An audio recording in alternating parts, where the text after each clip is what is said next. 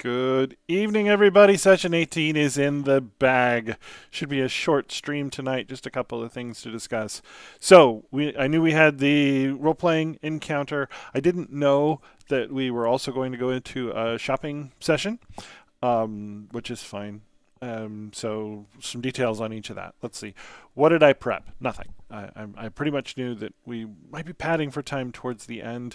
If they started the next chapter, so like charged over there, I could, play it by ear and pad through. But I delayed them, and it'll give me a little time to prep. And also, we discussed going ahead and leveling early because the module calls for them to level right in the middle of the dungeon. The module is designed to count XP, and so that's kind of just how that would have worked. We're doing milestones instead. So we'd move the milestone up to ahead of the last thing that they're off to go do. And it'll be very significant. It will probably take us several nights to work through, even if they do shortcut. So we'll see, right? But it's pretty beefy. So they're level 7 going into that. I will have to prep for level 7. Just make sure and check all the encounter DCs and that sort of thing there. So lots of prep next time. Not so much this time. Didn't convert a thing, except I guess I should note the Wand of Healing, or Wand of Cure Wounds came up. In terms of, did you need to attune to it? Cure, I can't type. Wounds. As mentioned in the stream, this is a 3rd edition era item that I went ahead and let them convert into 5th edition. It's not something that's in the 5e material. I have no idea if 5e would determine that you need to attune to it or not. I decided not. It's one of the things that I think they used to hand out in organized play, right? For relatively low numbers of prestige points, you could get a Wand of Healing, and then you didn't have to make sure you had a cleric. So it's good. We've got plenty of heals too, but this way we've got some additional coverage. The thing about these magic items is the players frequently forget they have them, and sometimes they'll pull them out as a surprise solve to an encounter, but more often than not, they just go in the bag. So I had to do Justina. Justina's a masochist. She enjoys being tortured. That's in the module.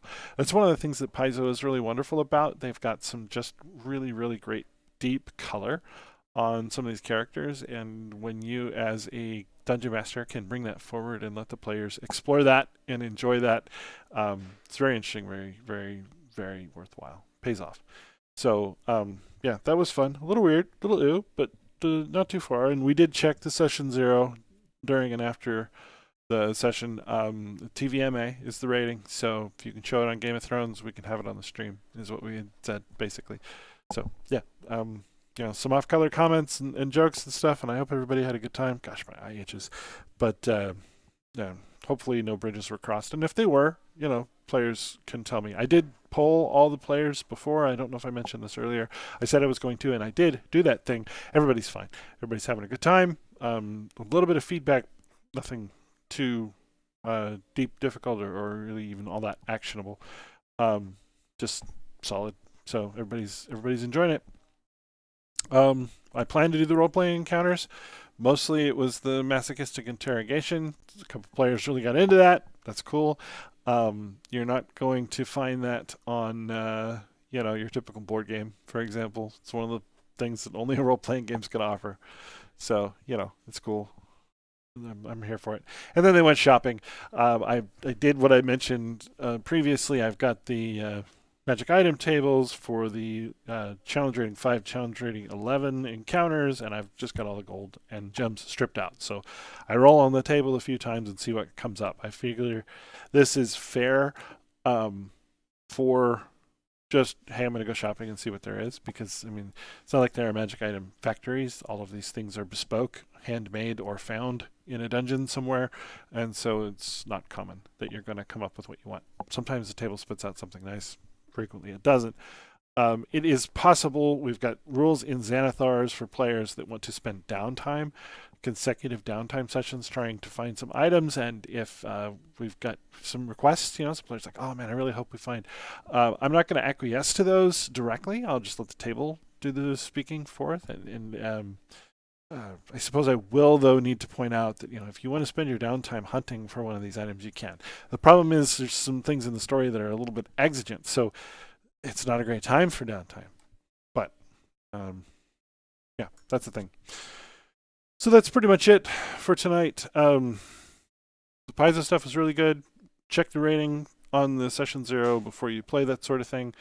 And play it light. And if things start to go too far off the rails, we get too deep into Monty Python territory, just fast forward, skip through. And so you'll see in the stream as an example of that. And the players even reflected that back to me, that they felt like I did a good job reining them in without saying, hey, quit it.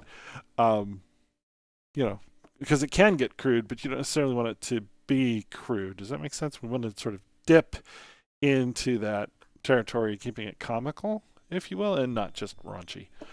I don't know.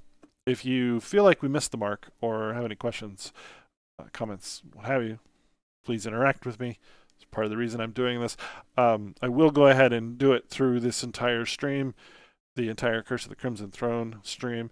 I don't know that I will do it afterwards. It is an extra step of things to do. I'm not getting a ton of interaction on the stream.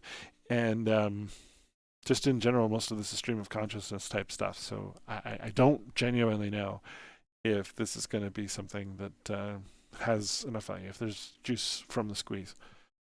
But as it were, have fun playing D&D. Stay at it. Talk to me if you need me. I'm here for you. Have a good night. See you next week.